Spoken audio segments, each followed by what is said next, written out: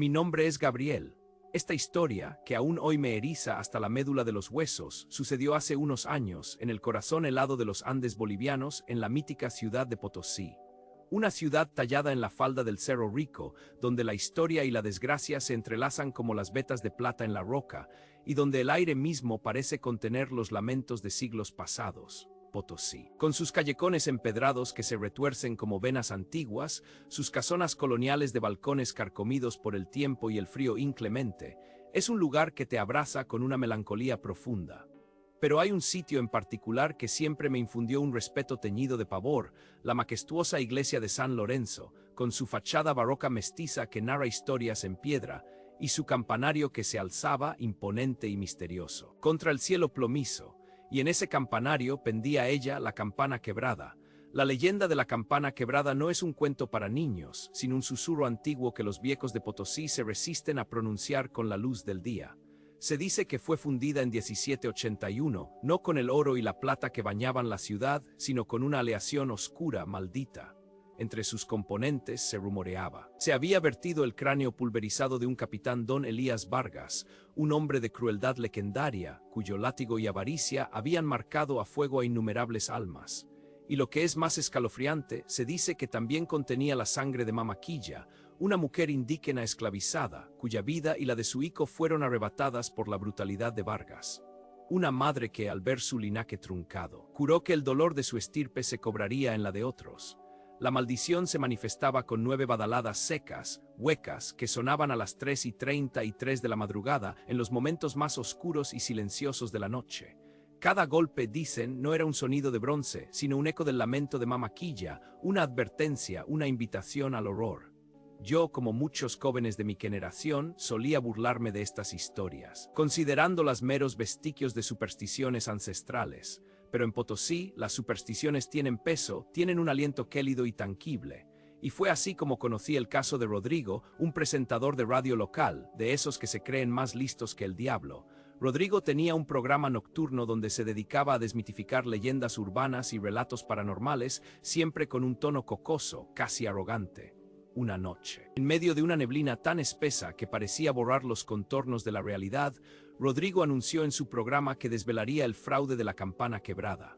Llevó su equipo de grabación, una grabadora de carrete, de esas antiguas, hasta la plaza frente a San Lorenzo.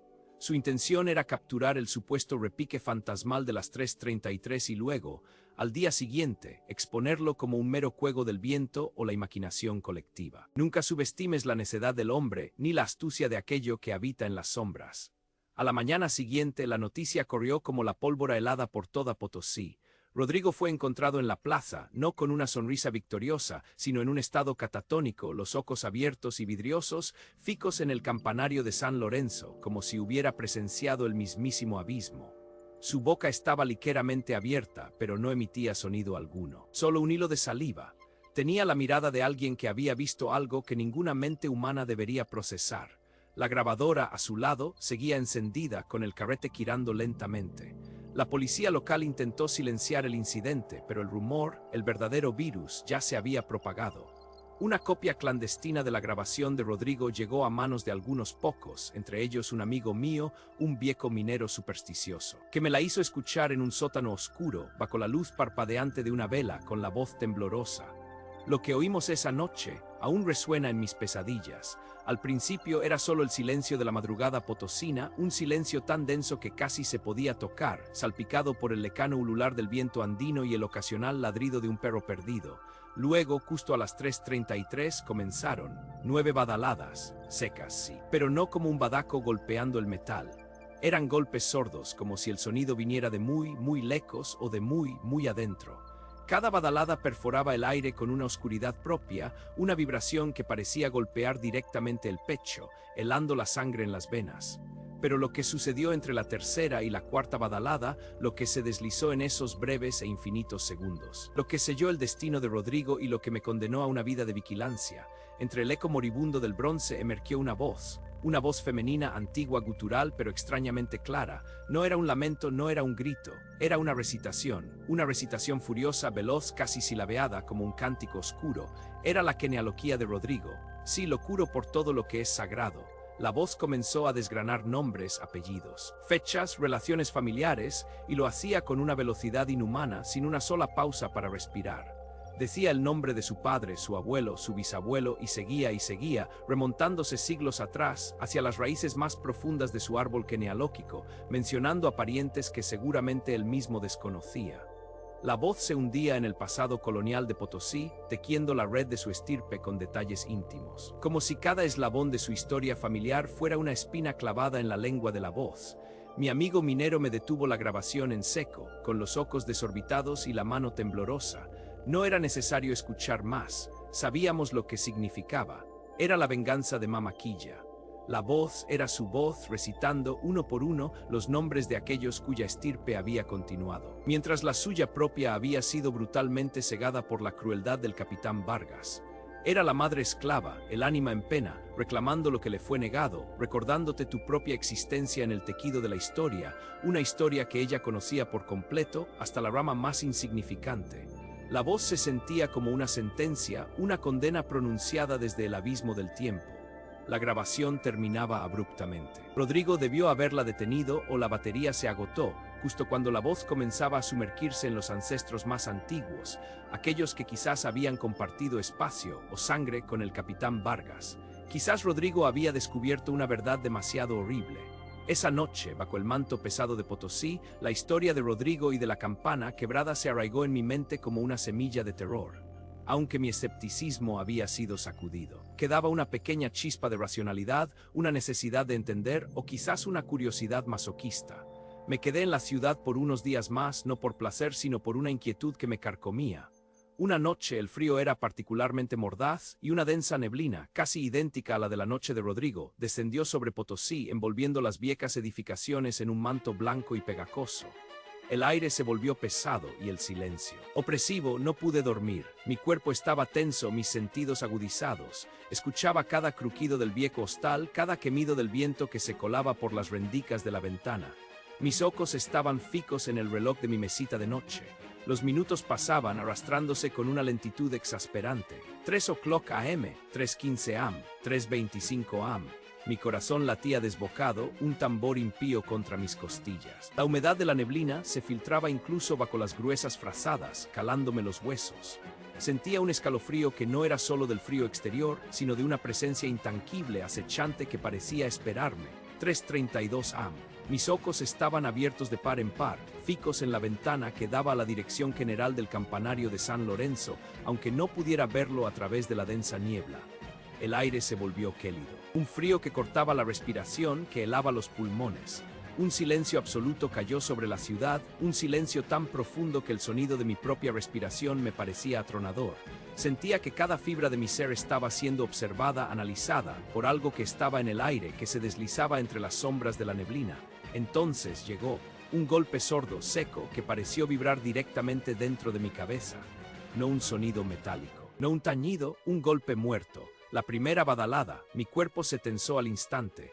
Pude sentir el temblor en mis manos, una sudoración fría en la frente. Aquel sonido no era de este mundo, no tenía explicación lógica, era una invocación a algo antiguo y terrible. Una pausa, un silencio eterno que se extendió por la habitación, llenándola de un terror asfixiante. Y en ese silencio, justo antes de la segunda badalada, la escuché. Un susurro, apenas perceptible, como el roce de hojas secas en el viento helado. Una voz femenina muy baja, pero con una resonancia que me heló la sangre. Podía sentir la vibración en mis oídos, como si la voz estuviera justo detrás de mí, respirando en mi nuca. Solo alcancé a discernir unas pocas palabras, una enumeración rápida de sílabas que se parecían a nombres a un inicio de linaje. Mi mente, hasta ese momento, había jugado con la idea de la curiosidad, de la valentía. Pero en ese instante, al oír el comienzo de aquel murmullo espectral, al sentir la presencia de lo que la voz representaba, el horror puro y primario se apoderó de mí. No era solo miedo. Era un terror ancestral que me decía que mi existencia misma estaba siendo cartografiada, mi vida entera, mis antepasados, mi futuro. Todo estaba siendo desnudado frente a una entidad que buscaba un propósito oscuro en cada nombre. Las historias de Rodrigo, su mirada perdida, la grabación del terror, todo se unió en una revelación escalofriante. No esperé la segunda badalada completa. No esperé a escuchar mi propio nombre, ni el de mi padre, ni el de mi abuela. Ni quise saber qué habría más allá, que verdades ocultas de mi propia sangre la voz de Mama Quilla desenterraría. Un instinto salvaje, irracional, me gritó que corriera, que huyera. Salté de la cama como un poseso, mi corazón martilleando tan fuerte que pensé que me iba a estallar. Agarré lo primero que pude, mi cartera, las llaves del coche. Mis manos temblaban tanto que apenas podía abrir la cerradura de la puerta. Bajé las escaleras a trompicones, la oscuridad del hostal pareciéndome un túnel hacia el infierno. El conserje, dormido en su silla, ni se inmutó. Salí a la calle, la neblina me engulló, fría y densa, como un sudario. No miré atrás. Corrí hacia donde había aparcado mi viejo coche, la respiración entrecortada, cada paso un acto de desesperación pura. Las luces de la ciudad, borrosas y distantes, me parecían faros de esperanza en una tormenta de oscuridad. Arranqué el motor, el rugido me pareció el sonido más bendito del mundo. Conduje sin rumbo fijo, lecos de Potosí. Lecos de la campana quebrada, lecos de la voz que buscaba mi nombre, que buscaba mi linaje. No sé cuántos kilómetros recorrí esa noche, pero no me detuve hasta que el sol, un sol débil y tembloroso, comenzó a asomarse por el horizonte, disipando la neblina y con ella una parte del terror que me oprimía, pero solo una parte. Desde esa noche nunca más he vuelto a Potosí. Y cada vez que la oscuridad de la madrugada me envuelve, especialmente si hay neblina, el recuerdo de esa voz, de ese susurro, de ese inicio de una enumeración maldita, vuelve a mí. Y sé con una certeza fría que de alguna manera, en algún lugar, Mama Quilla aún espera, su voz silente guardada para aquellos que se atrevan a escuchar demasiado, para aquellos que quieran desafiar el eco de la historia y el dolor de una estirpe truncada. No quiero saber qué habría sucedido si me hubiera quedado, jamás. Mi nombre es Mateo. Esta historia no es un cuento de fantasmas de fogata, es la verdad. Sucedió en un pequeño pueblo encacado entre los picos andinos de Colombia, un lugar llamado San Cristóbal de la Sierra. La primera vez que pisé sus calles empedradas fue en el otoño de 2010, pero los ecos de lo que allí aconteció me perseguirán hasta mi último aliento. San Cristóbal de la Sierra es un pueblo que respira historia, pero no de la bonita. Su aire siempre tiene un matiz melancólico, como si las piedras mismas guardaran un lamento ancestral. En el corazón del pueblo se alzaba una iglesia colonial, la parroquia de Nuestra Señora de la Soledad, con un campanario macizo que dominaba el valle. Y en ese campanario pendía la campana más grande, la que todos llamaban la voz del muerto. La leyenda cuenta que esta campana no era de fundición común.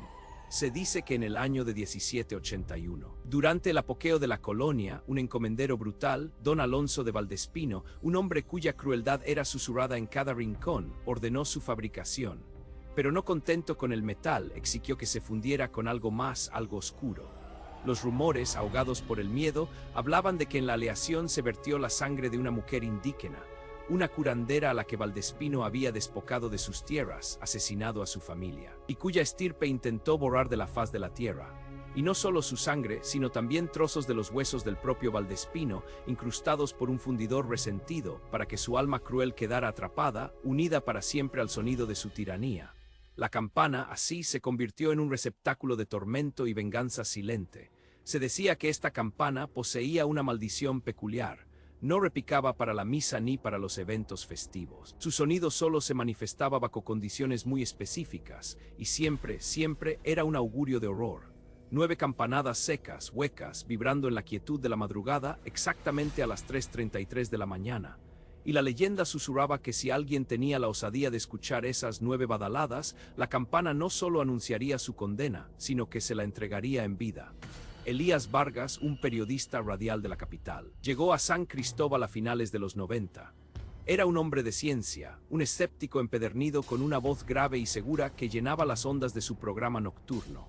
Escuchó la historia de la campana y la consideró una superstición bárbara, perfecta para su segmento de mitos y leyendas desmentidos. Su plan era simple: ir al campanario a las 3:33 de la mañana, grabar el silencio o quizás algún sonido ambiental inofensivo, y así probar que todo era una patraña de viejas. Lo que Elías encontró esa noche lo destrozó por completo. A la mañana siguiente lo hallaron en el interior del campanario arrodillado, con la grabadora aún en la mano, pero su mirada estaba perdida, vacía. Era un cascarón. No reaccionaba a nada, ni a la luz, ni a las voces, solo balbuceaba sílabas incomprensibles, un murmullo constante que nadie podía descifrar. La gente del pueblo decía que la campana le había robado el alma. La grabadora de Elías se convirtió en un objeto de terror. Un técnico local, curioso y temerario, logró hacer una copia clandestina del audio antes de que fuera oficialmente destruida por las autoridades, quienes intentaron silenciar el incidente. Lo que se escuchaba en esa cinta, bueno, aquello desafiaba toda lógica y cordura. Al principio eran las 9 campanadas, tal como la leyenda. Cada golpe era seco, resonante, llenando el vacío con una ominosa presencia, pero entre badalada y badalada se oía una voz femenina antigua como el roce de hojas secas en el viento, pero con una claridad espeluznante. Y esa voz no gemía, no gritaba, recitaba la genealogía de Elías Vargas, no solo su nombre y el de sus padres, sino el de sus abuelos, sus bisabuelos, sus tatarabuelos. La voz aceleraba con cada nombre, volviéndose un torbellino de sílabas que se remontaban siglos hasta la época de la fundición de la campana. Cada nombre pronunciado era como un golpe en el alma de quien lo escuchaba, revelando una conexión ineludible, una cadena que lo ataba a aquel lugar, a aquella maldición. La gente decía que era la curandera, la mujer indígena a quien Valdespino había quitado su linaje, ahora cobrando venganza, no quitando el linaje, sino revelándolo, atando a cada oyente a un destino ineludible, a una condena ancestral. Elías, al escuchar la historia completa de su sangre, fue despojado de su razón. Su mente no pudo soportar el peso de esa revelación, de esa conexión ineludible con un pasado oscuro y un futuro incierto. Yo, Mateo, llegué a San Cristóbal años después, buscando inspiración para un proyecto fotográfico sobre la arquitectura colonial de los Andes. Al principio, la historia de Elías Vargas me pareció fascinante, sí, pero solo eso, una historia local, un relato para asustar a los niños. Sin embargo, cuanto más tiempo pasaba en San Cristóbal, más palpable se volvía la atmósfera opresiva del pueblo. Los ojos de los ancianos parecían guardar secretos inconfesables. Las noches eran increíblemente silenciosas, un silencio que no era paz, sino una ausencia de vida, una espera. El campanario, con su campana oscura, se alzaba como un centinela mudo, siempre presente en mi campo de visión. Empecé a sentir una atracción mórbida hacia ella. Cada vez que pasaba cerca de la iglesia, un escalofrío me recorría la espalda, como si el bronce antiguo vibrara con una energía fría y ancestral. No era solo la historia, era la sensación de que algo, alguna entidad, residía dentro de esa estructura observando. Las noches en San Cristóbal se volvieron un tormento. El aire frío se colaba por las rendijas de mi habitación en la posada. Los crujidos de la madera, el ulular del viento entre los callejones, todo se magnificaba en la oscuridad. Dormir se volvió una tarea imposible. Mi mente, que se consideraba racional y lógica, empezó a conjurar imágenes de sombras danzando en las esquinas, de susurros inaudibles que se filtraban por las paredes. Me sentía constantemente vigilado, como si una presencia invisible se cerniera sobre mí esperando. Y siempre mi mirada se dirigía hacia el campanario, una silueta oscura contra el cielo nocturno. La curiosidad, esa maldita curiosidad humana, empezó a corroerme. ¿Sería posible, podría la leyenda tener una pizca de verdad? La historia de Elías Vargas, el periodista, se repetía en mi mente una y otra vez. ¿Qué escuchó exactamente? ¿Cómo sonaba esa voz? La idea de grabar el sonido de la campana empezó a germinar en mí, no para desmentirla como Elías, sino para entender, para saber, un impulso incontrolable, una fascinación macabra. Una noche, mientras la niebla andina se cerraba sobre el pueblo, envolviéndolo en un sudario blanco y húmedo, tomé la decisión. Esa noche yo iba a escuchar. Mi corazón latía desbocado, no de miedo, sino de una extraña mezcla de nerviosismo y una especie de reverencia ante lo desconocido. Era una locura, lo sabía, pero me sentía arrastrado por una fuerza imparable. Preparé mi pequeña grabadora digital, el único testigo silencioso de lo que estaba a punto de ocurrir. La niebla era tan espesa que las farolas coloniales apenas proyectaban un halo tenue. Las calles estaban desiertas, la única compañía era el silencio sepulcral, interrumpido ocasionalmente por el goteo de la humedad de los techos y el lejano aullido de algún perro, un lamento que parecía cargar con toda la tristeza del mundo. Me dirigí sigilosamente hacia la iglesia. Elegí un punto estratégico, detrás de una gruesa pared de piedra, a unos 50 metros del campanario, lo suficientemente cerca para escuchar, pero con la ilusión de una barrera entre yo y la campana. Una estúpida ilusión, lo sé ahora. El tiempo se arrastraba con una lentitud torturante. Cada minuto era una eternidad. El frío se filtraba hasta mis huesos, a pesar de las gruesas capas de ropa. Mis manos temblaban mientras sostenía la grabadora, mis dedos fríos y entumecidos. Cerré los ojos, intentando calmar mi respiración, que ya era entrecortada. Cada sonido a mi alrededor se amplificaba, el tic-tac de mi propio reloj, el latido furioso de mi corazón contra mis costillas. El susurro del viento que parecía llevar consigo ecos de voces. Tenía la sensación inequívoca de no estar solo. Sentía un aliento frío en mi nuca, una presión invisible que me paralizaba. Algo me observaba desde la oscuridad, desde la neblina. Algo estaba esperando. El reloj en mi muñeca marcó las 3:32. Un minuto más. El aire se volvió pesado, denso, casi irrespirable. La neblina se retorcía, tomando formas vagas y amenazantes en mi visión periférica. Contuve la respiración, mis ojos fijos en la oscura silueta del campanario, y entonces sucedió. ¡Boom! La primera campanada no fue solo un sonido, fue una vibración que atravesó mi cuerpo, una ola de frío que me dejó sin aliento. No era el repique profundo y resonante de una campana normal. Era un golpe sordo, seco, como el de un martillo sobre un ataúd. Un sonido que no parecía venir de un objeto de metal, sino de las profundidades de la tierra, de un lugar antiguo y oscuro. Me quedé inmóvil, petrificado, la grabadora olvidada en mi mano temblorosa. Mis oídos zumbaban. ¡Boom! La segunda campanada. Esta vez sentí un escalofrío recorrer mi espina dorsal, como si un dedo helado me hubiera tocado. Entre la segunda y la tercera campanada percibí algo. Un murmullo. Tan bajo que al principio pensé que era el viento, pero no era el viento, era una voz, femenina muy tenue, casi un suspiro, pero con una claridad escalofriante. ¡Boom! La tercera, y con ella la voz se hizo más perceptible, un susurro veloz, ininteligible al principio, pero que golpeaba mi conciencia con una fuerza inusitada. Sentí que se estaba acercando, no físicamente, sino invadiéndome. Mis ojos se abrieron desorbitados en la oscuridad. Quería correr, gritar, pero mi cuerpo no respondía. Estaba anclado al suelo por un terror primario animal. ¡Boom! La cuarta campanada, y ahora la voz ya no era un murmullo. Era un torrente rápido de palabras, como un río de sílabas que se desbocaba en mi mente, no solo en mis oídos, sino directamente en mi cabeza. Pude distinguir mi nombre, Mateo. Lo dijo esa voz, con una cadencia que no era humana, una entonación que venía de los siglos. Boom, la quinta, mi nombre completo, Mateo Sánchez. Boom, la sexta, y luego el nombre de mi madre, María Elena, y el de mi padre, Antonio. La voz se aceleraba, se volvía un torbellino, un ciclón de nombres y apellidos, lanzados con una velocidad imposible. Eran mis abuelos, mis bisabuelos. Cada nombre era un pinchazo en mi cerebro. Una revelación brutal de mi propia insignificancia, de mi lugar en una cadena interminable que se remontaba a tiempos inmemoriales. Sentí como cada nombre me arrastraba más y más hacia atrás, hacia un abismo de tiempo, hacia el origen de mi propia existencia. El aire se volvió eléctrico. Mis pulmones ardían. Podía sentir el pulso de la campana en mis sienes, en mis venas. La voz era cada vez más fuerte, más imperiosa, devorando mi presente, arrastrándome a un pasado que no me pertenecía, pero que ahora se aferraba a mí con garras heladas. ¡Boom! La séptima. La voz gritaba ahora no con rabia, sino con una frialdad desapasionada, como si recitara una lista de la compra, pero una lista de almas. Sentí que estaba a punto de escuchar un nombre que no debía escuchar, un nombre tan antiguo, tan primordial, que me arrancaría de la realidad. Mis entrañas se retorcían. Un sudor frío me empapó por completo. El pánico se apoderó de mí, un pánico que helaba la sangre hasta el tuétano. No podía esperar la octava, no podía esperar la novena. Si me quedaba un segundo más, sabía que mi mente se rompería como la de Elías Vargas. Sentí la locura rozarme, susurrarme promesas de olvido y vacío. Mi instinto de supervivencia, ese hilo delgado que aún me conectaba con la cordura, se activó con una ferocidad inaudita. Sin pensar, sin mirar atrás, me di la vuelta. Corrí como nunca antes en mi vida.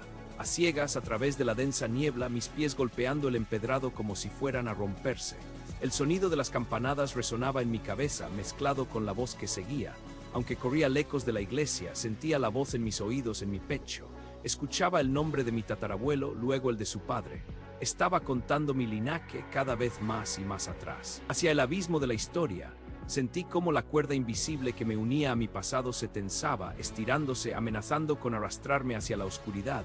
No sé cuántas campanadas se sucedieron después. No sé si la voz completó la genealogía que intentaba borrar la curandera. No quise saberlo.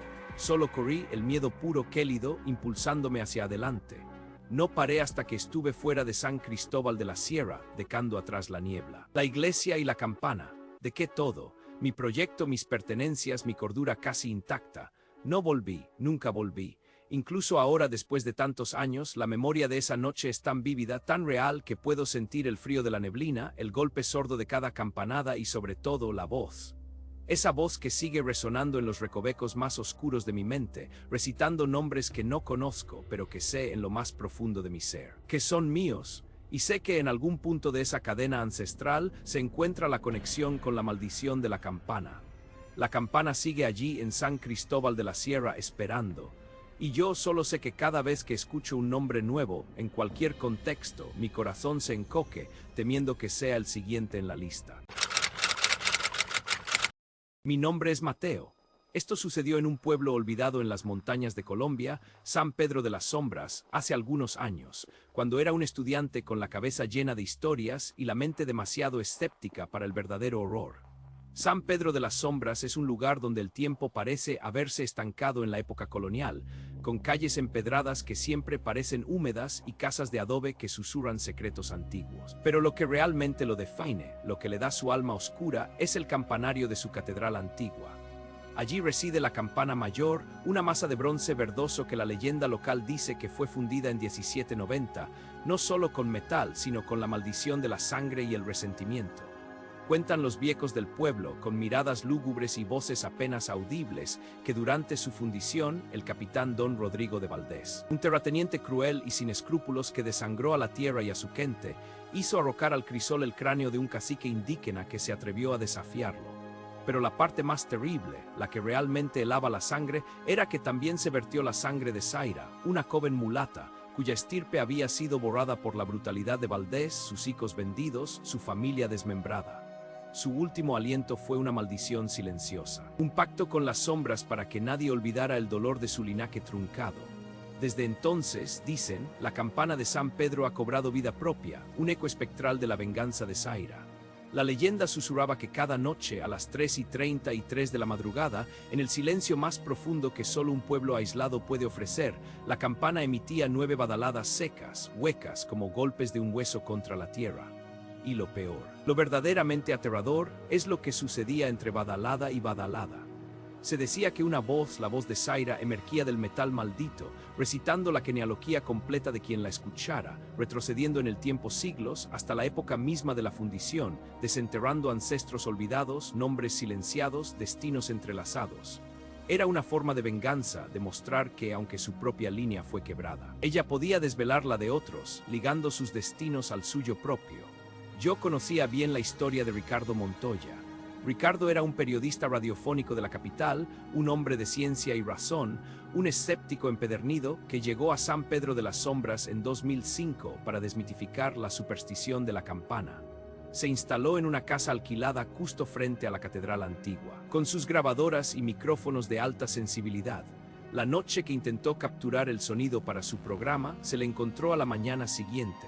Estaba sentado en su cama, con la mirada perdida y vacía, una baba fina escapando de la comisura de sus labios, en un estado catatónico del que nunca se recuperó. Nadie entendía qué le había pasado.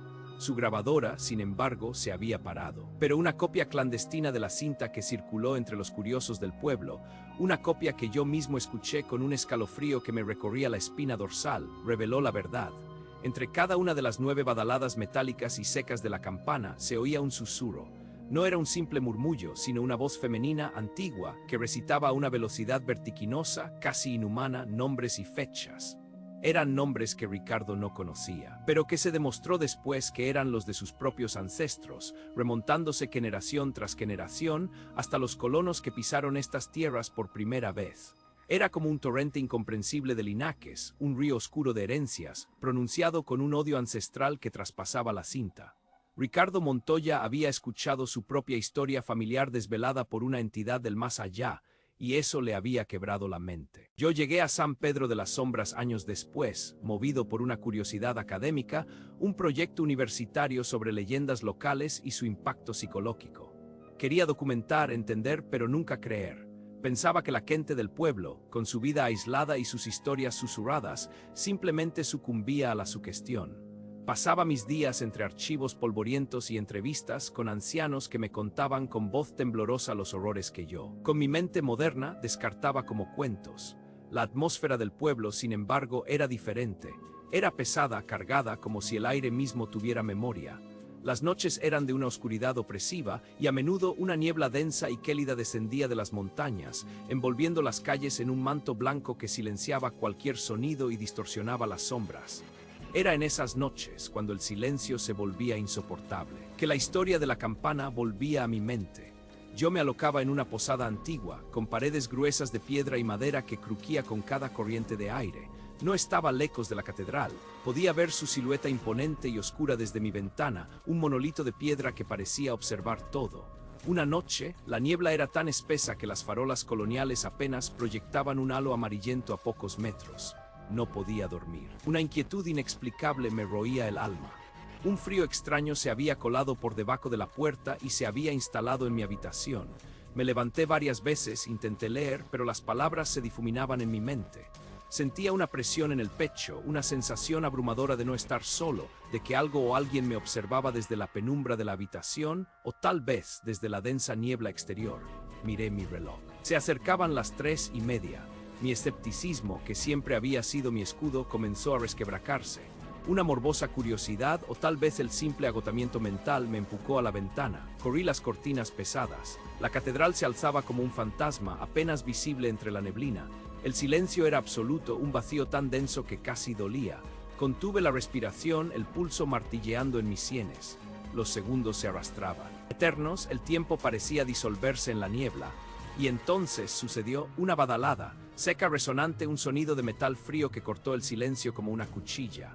No era el tañido profundo de una campana normal, sino un golpe hueco, amortiguado, como si viniera de muy lejos y muy cerca a la vez. Mi corazón dio un vuelco, un instante de silencio, un silencio diferente, cargado. Luego la escuché, un murmullo, débil al principio, casi imperceptible, como el roce del viento entre las hojas secas. Era una voz femenina, aguda, antigua, pero clara. Y lo que decía, Dios mío, lo que decía era un torbellino de palabras incomprensibles, una cascada de nombres que se sucedían a una velocidad imposible. No pude distinguir un solo nombre al principio, solo un balbuceo espectral, rápido, incesante. Segunda badalada, más fuerte, más cercana. El susurro se intensificó. Se volvió más nítido, más exigente. Ahora una sílaba, una vocal aislada, un fragmento de nombre se me escapaba como un alarido ahogado en el viento. Mi sangre se heló, un sudor frío me empapó la frente. Mis ojos se fijaron en el campanario, una sombra borrosa en la niebla, como si la voz viniera directamente de su interior. Tercera badalada. Vibró en el aire, hizo temblar el cristal de mi ventana. Y entonces, el murmullo se convirtió en un torrente claro, ineludible. Reconocí un nombre. Un nombre olvidado, sí, pero un nombre que había escuchado en alguna historia familiar, un bisabuelo del que poco se hablaba. Mi mente intentó negarlo, justificarlo, pero mi cuerpo ya estaba reaccionando, una oleada de terror puro. El aire se volvió gélido, me quemaba los pulmones al respirar. La voz era como un taladro en mi cerebro, un eco de una eternidad de resentimiento. Cuarta badalada, esta vez resonó en mis huesos, y los nombres llegaron con una claridad abrumadora. Eran míos, eran los míos. Mi abuela paterna, mi tatarabuelo materno, figuras que apenas conocía por fotos o anécdotas, saliendo de la boca de esa entidad espectral. Eran pronunciados con una precisión escalofriante, una velocidad que te robaba el aliento. Como si Zaira se apurara a desvelar mi linaje antes de que el sol amaneciera, antes de que su momento de venganza terminara. Mi cuerpo entero temblaba incontrolablemente. Quería taparme los oídos, gritar, pero estaba paralizado, anclado a la ventana por una fuerza invisible. Sentía que cada nombre me ataba más a esa maldición, me ligaba a la oscuridad de San Pedro. Quinta badalada. Fue un grito de metal. La voz era ahora un coro de furia contenida. Miles de nombres, generaciones de mí, desenterrados y pronunciados con una prisa macabra. Podía sentir el aliento helado de Zaira en mi nuca, la sensación de estar siendo completamente desnudado, mi historia personal desentrañada y expuesta por una entidad que había esperado siglos por este momento. Era una violación de mi ser más íntimo, el conocimiento de mis ancestros, recitado por una fuerza que no conocía la piedad. El miedo no era solo a la muerte, sino a la aniquilación de mi identidad. Sexta badalada. Un trueno sordo que hizo vibrar el suelo. Ya no pude soportarlo. No esperaría las 9 badaladas. No esperaría escuchar toda mi genealogía hasta el principio de los tiempos, hasta que mi mente se quebrara como la de Ricardo Montoya. El pánico se apoderó de mí, un miedo animal primario que me impulsó a la acción. No pensé, solo reaccioné. Me solté de la ventana, tropecé, caí, me levanté. Mi corazón latía tan fuerte que creí que me explotaría el pecho. Abrí la puerta de la posada de un tirón, el aire helado de la niebla me golpeó la cara. Corrí sin rumbo fijo, las calles empedradas resbaladizas bajo mis pies, mis pulmones ardiendo, el frío penetrándome hasta los huesos. El sonido de la campana, la voz de Zaira, los nombres, todo resonaba en mi cabeza. Una cacofonía infernal que me perseguía. Sentía que me pisaban los talones, que sombras invisibles me rodeaban en la niebla, susurrando mi nombre, mis nombres, los nombres de mis padres, de sus padres, de sus padres. No miré atrás, nunca miré atrás. Corrí hasta que mis piernas no pudieron más, hasta que encontré el camino que salía del pueblo, un sendero oscuro que serpenteaba hacia la carretera principal. Seguí corriendo sin aliento, con los ojos llenos de lágrimas de puro terror, hasta que el sonido de la campana se desvaneció, hasta que la voz se alejó, hasta que las primeras luces pálidas del amanecer comenzaron a rasgar la oscuridad y la niebla. No sé cuánto tiempo estuve corriendo, pero el sol ya asomaba por las cumbres cuando me desplomé en la cuneta, tiritando incontrolablemente. Nunca regresé a San Pedro de las Sombras, nunca más, y aunque han pasado años. Y la lógica me dice que fue solo una pesadilla. A veces, en el silencio de la noche, cuando el viento susurra entre los árboles, siento un escalofrío y me pregunto si la voz de Zaira, la campana maldita, sigue susurrando mi genealogía, esperando el momento, el regreso de un Mateo, de un Montoya, para terminar de contar una historia que nunca debió ser desenterrada. Mi nombre es Mateo Vargas. Esta historia que les cuento la viví en carne propia en un pueblo olvidado entre los Andes peruanos, San Pedro de Candelaria, en las postrimerías del año 1999. Fue un final de año que jamás podré borrar de mi memoria, un frío que se metió hasta los huesos y el alma. San Pedro de Candelaria es un lugar hermoso, sí, pero con un aire pesado, como si la tierra misma guardara siglos de lamentos y secretos. La iglesia principal, construida con piedras oscuras y robustas, domina la plaza. Su campanario, alto y casi siempre silencioso, esconde una historia que pocos se atreven a susurrar a la luz del día, una historia que mi abuela me contaba con los ojos bien abiertos y la voz temblorosa, la de la campana del lamento. Se dice que esa campana, la más grande y antigua, fue forjada en el año 1781, durante los tiempos más oscuros de la colonia. No solo con cobre y estaño, no, la leyenda afirma que en su aleación se mezclaron cosas mucho más siniestras. Cuentan que un encomendero cruel, don Alonso Vargas, un hombre cuyo nombre resonaba con el eco de la tiranía y la avaricia, quiso que el sonido de su nueva campana fuera único, imponente, que infundiera tanto temor como respeto. Para lograrlo, obligó a una curandera local, de nombre Ayllu, cuya estirpe había sido diezmada y su linaje roto por la crueldad de Vargas, a sacrificar lo impensable. Bajo amenaza, Ayllu mezcló su propia sangre con la aleación fundida y, peor aún, el cráneo de un rebelde que había osado desafiar a don Alonso, un hombre valiente cuya memoria fue así profanada. La campana, por tanto, no solo sonaba, sino que contenía un espíritu, una maldición forjada en dolor y venganza. La leyenda decía que esta campana, la campana del lamento, solo emitía sus 9 badaladas secas a las 3:33 de la madrugada, en los momentos de mayor quietud y oscuridad. Quienes la escuchaban decían que no eran solo golpes metálicos, sino el lamento de Ayllu, el eco del rebelde, un aviso funesto para aquellos cuyas almas estuvieran ligadas a la injusticia del pasado. Mi abuela juraba que si uno la escuchaba, algo terrible le sucedería, que su linaje sería contado, desenterrado y que eso no traería más que desgracia. Yo, debo confesarlo, era joven y, como muchos, más propenso a la lógica que a las supersticiones. Veía la fe y las historias de mi pueblo con una mezcla de respeto y escepticismo, pero había algo en la campana del lamento que siempre me inquietó, una sombra que se cernía sobre el campanario en las noches de luna nueva, una sensación que no podía explicar. Fue entonces, a finales del 99, cuando llegó a San Pedro un hombre de Lima, un periodista de radio llamado Claudio Morales.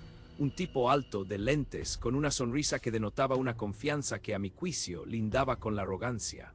Venía con un equipo de grabación sofisticado, micrófonos que prometían captar hasta el susurro más leve del viento andino.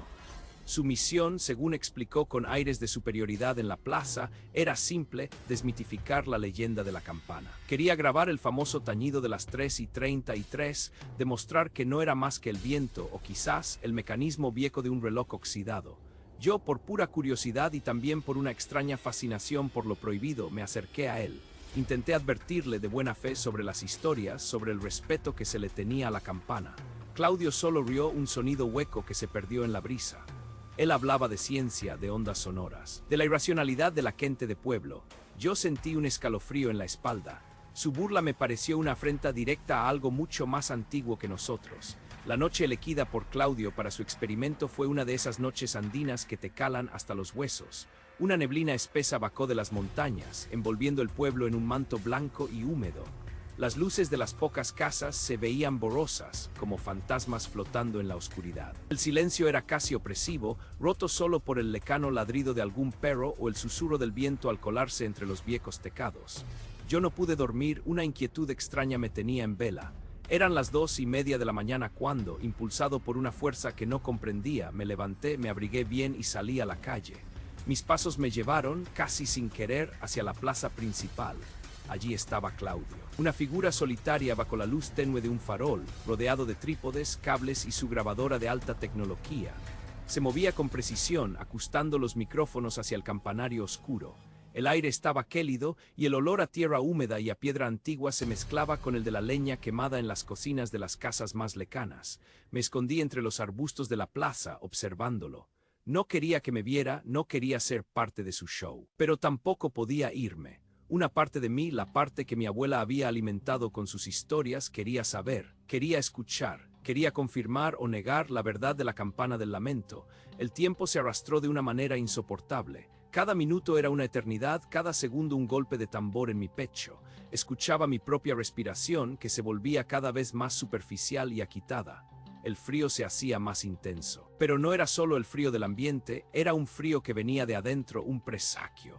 Claudio consultaba su reloj de pulsera una y otra vez, su rostro iluminado momentáneamente por la pantalla digital. Se le veía tenso, expectante, pero todavía con esa chispa de confianza, de quien está a punto de ganar una apuesta. De repente un ruido, no el de la campana. Un estallido seco, como el de una rama vieja rompiéndose en el silencio. Ambos nos sobresaltamos. Claudio giró su cabeza buscando la fuente, pero la neblina lo envolvía todo. Luego un silencio aún más profundo que el anterior, como si el propio pueblo contuviera el aliento. Y entonces fue, a las 3:33 en punto, el primer golpe. Un badaco pesado, metálico, lento. Un sonido que no era de este mundo. No era el tañido alegre de una misa dominical, ni el fúnebre de un entierro. Era un sonido seco, gutural, que vibraba en el aire y se metía directamente en mis huesos, resonando en mi pecho como un eco de dolor ancestral. Una vibración tan profunda que sentí el suelo temblar bajo mis pies. Claudio sonrió una mueca triunfal. Bajó la mirada hacia su grabadora, que ya registraba el evento, pero su sonrisa se congeló en el siguiente instante. Entre la primera badalada y la segunda, algo más se manifestó. Un susurro. Al principio pensé que era el viento, o quizás mi imaginación jugando malas pasadas en la oscuridad, pero no era el viento, era una voz, femenina antigua como el roce de hojas secas en un invierno olvidado, pero con una claridad escalofriante. Hablaba a una velocidad inhumana, una letanía incomprensible, apenas perceptible sobre el eco aún vibrante del primer golpe. ¡Bum! La segunda badalada, más lenta aún, si cabe, que la primera. Y de nuevo la voz entre las vibraciones decrecientes del metal. Más clara esta vez, más insistente, como si se acercara, como si no solo viniera del campanario, sino de la propia niebla que nos rodeaba. Ya no era un susurro. Era un recitado rápido, una sucesión de nombres, palabras que se atropellaban unas a otras en un frenesí inhumano. Yo sentí un frío aún más intenso que el de la noche. Un escalofrío que me erizó hasta el último vello del cuerpo. El pánico comenzó a anidar en mi garganta. Claudio frente a mí ya no tenía rastro de su sonrisa. Su rostro estaba pálido, sus ojos fijos en el campanario, luego en su grabadora, como si no pudiera creer lo que sus propios oídos percibían. Su confianza se había desvanecido, reemplazada por una expresión de terror puro y absoluto. ¡Bum! La tercera badalada, más seca, más opresiva, como un martillo golpeando el yunque del miedo. Y la voz, ¡ay, la voz! Ahora ya no había duda. Era una voz femenina antigua, sí, pero llena de una ira contenida, un dolor milenario. Y lo que decía, aunque veloz y casi ininteligible en su frenesí, se me empezó a grabar. Eran nombres, nombres que se encadenaban, que se seguían, que se remontaban en el tiempo. El badaco de la campana golpeó por cuarta vez. ¡Bum! Y la voz siguió incesante. Imparable, mi mente en medio del pánico trató de procesar el horror. Eran nombres de personas, de familias. De repente una palabra familiar, un apellido que había escuchado en mi pueblo. No podía ser. La voz se aceleraba, se volvía más gutural, más exigente. Parecía una cuenta, un recuento exhaustivo, una lista infinita. Boom, la quinta badalada. El sonido era un gemido, una agonía, y la voz, con cada golpe. La voz se volvía más vívida, más presente, como si Aiju misma estuviera allí en el campanario o flotando en la neblina a mi lado. Mi corazón latía desbocado, un tambor enloquecido en mi pecho. Quería gritar, quería correr, pero mis piernas estaban paralizadas por el terror. Vi a Claudio. Estaba de pie pero completamente inmóvil, con los ojos vidriosos, fijos en la oscuridad del campanario. Sus manos, antes tan firmes sobre su equipo, temblaban incontrolablemente. Su cuerpo entero se convulsionaba ligeramente, como si recibiera pequeñas descargas. Boom, la sexta badalada. El sonido me perforó los tímpanos y la voz, se volvió más clara, más comprensible a pesar de su velocidad frenética. Y fue entonces, entre la sexta y la séptima badalada, cuando mi nombre y mi apellido se entrelazó en esa letanía maldita. Mateo, Vargas, no pude más. Mi sangre se heló en las venas. Fue un instinto primario, ancestral, el que tomó el control. No pensé, solo reaccioné. Un grito ahogado se quedó atrapado en mi garganta mientras mis piernas finalmente me obedecían. Giré sobre mis talones, tropecé con algo en la oscuridad, pero logré mantenerme en pie. Corrí sin mirar atrás, sin importarme el frío, la neblina, los arbustos que arañaban mi cara.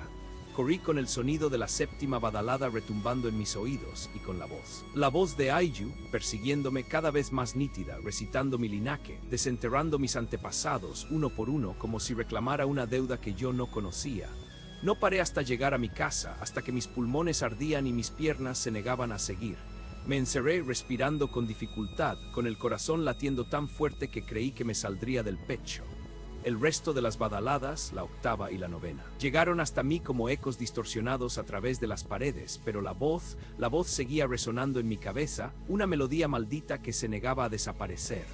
A la mañana siguiente la neblina se disipó con los primeros rayos del sol, pero la sombra de la noche anterior permanecía en el pueblo. Claudio Morales fue encontrado en la plaza, tirado junto a su equipo. Su cuerpo estaba inmóvil, sus ojos abiertos, mirando al cielo sin ver nada. Había caído en un estado catatónico, una especie de trance del que los médicos de la ciudad dijeron que jamás se recuperaría. Su mente, su alma estaban rotas, fragmentadas. Su grabadora, sin embargo, estaba intacta.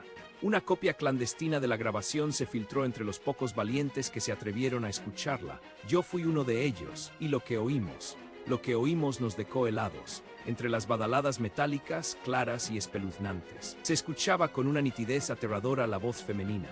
No un murmullo, sino un recitado claro, aunque a una velocidad vertiginosa. Decía la genealogía completa de Claudio, sus antepasados, uno tras otro, regresando siglos atrás, hasta la época de la fundición de la campana, hasta la época de don Alonso Vargas, hasta la estirpe de Aiju. Era una lista interminable, un recuento exhaustivo de su árbol familiar, pronunciado con una furia ancestral. La voz parecía buscar algo, reclamar algo a través de esa genealogía.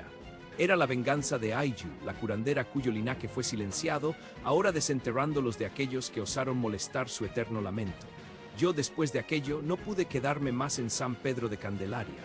El sonido de cada badacada que escuchaba en mi mente, la voz de Aiju susurrando nombres, se volvió una tortura. Cada sombra me parecía el fantasma de un ancestro. Cada ruido en la noche me hacía temblar. Huí de ese pueblo, de esa campana maldita, de ese eco que prometía desenterrar mi propia historia y cobrar una deuda que no era mía. Pero sé que la campana sigue allí esperando y que Aiju, con cada badalada de las 3:33, sigue reclamando lo que le fue arrebatado. Sigue contando linajes. Mi nombre es Alejandro. Esto ocurrió en la pequeña y olvidada aldea de San Marcos, en el corazón de las montañas bolivianas, a finales de los años 90. Una época en que el mundo aún no estaba tan interconectado y los secretos ancestrales podían permanecer enterrados bajo el polvo del tiempo, esperando el momento justo para resurgir con una ferocidad inaudita. San Marcos no era un lugar común. Era una cicatriz en el paisaje. Un puñado de casas de adobe aferradas a la ladera de una montaña, perpetuamente envuelto en una neblina fría que parecía arrastrarse desde las entrañas de la tierra misma. Los caminos eran senderos de cabras, y el silencio, denso y profundo, solo era roto por el ulular del viento andino o el lejano balido de alguna llama. En el centro de esta miseria silenciosa se alzaba la iglesia, una edificación colonial desvencijada. Su torre torcida apuntando al cielo plomizo como un dedo acusador. Y en esa torre la campana, no era una campana cualquiera, era conocida por los pocos y supersticiosos habitantes como el lamento de los ancestros. La leyenda que rodeaba el lamento era tan antigua como las mismas montañas.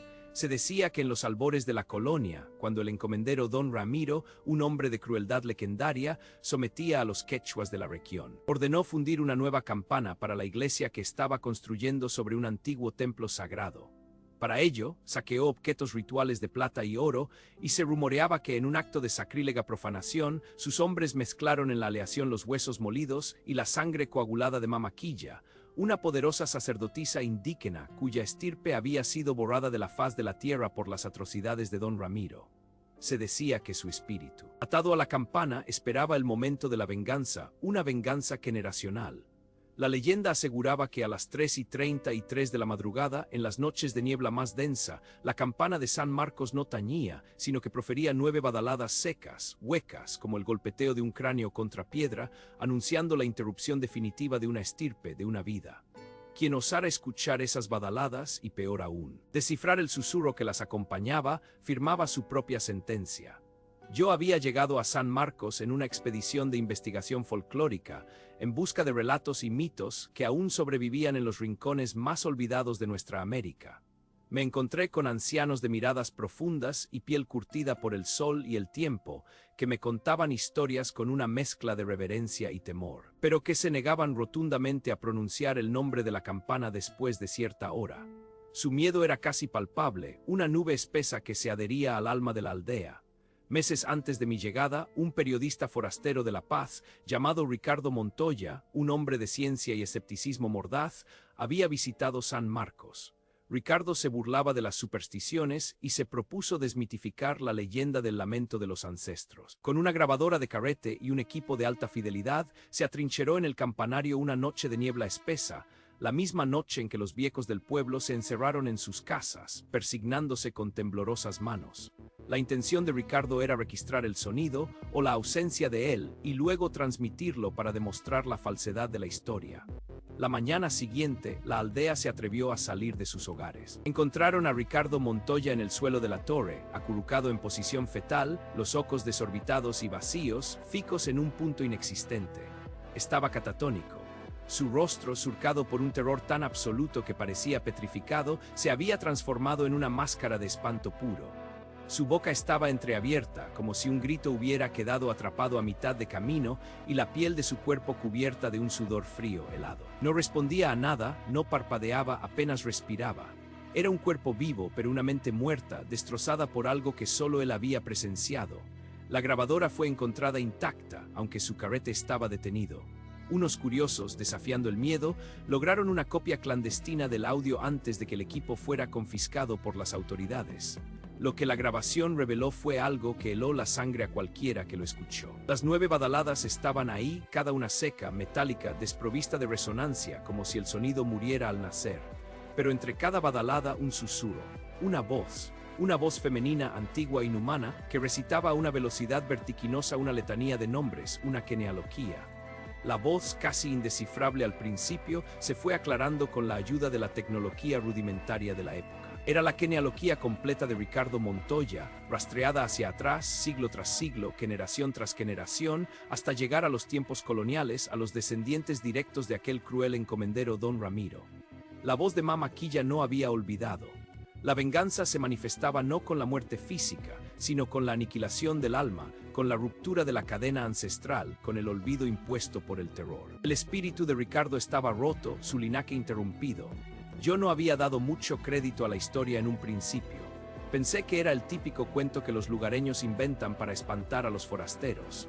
Pero la visión de Ricardo, que fue llevado a La Paz y que aún hoy permanece en ese estado, me perturbaba.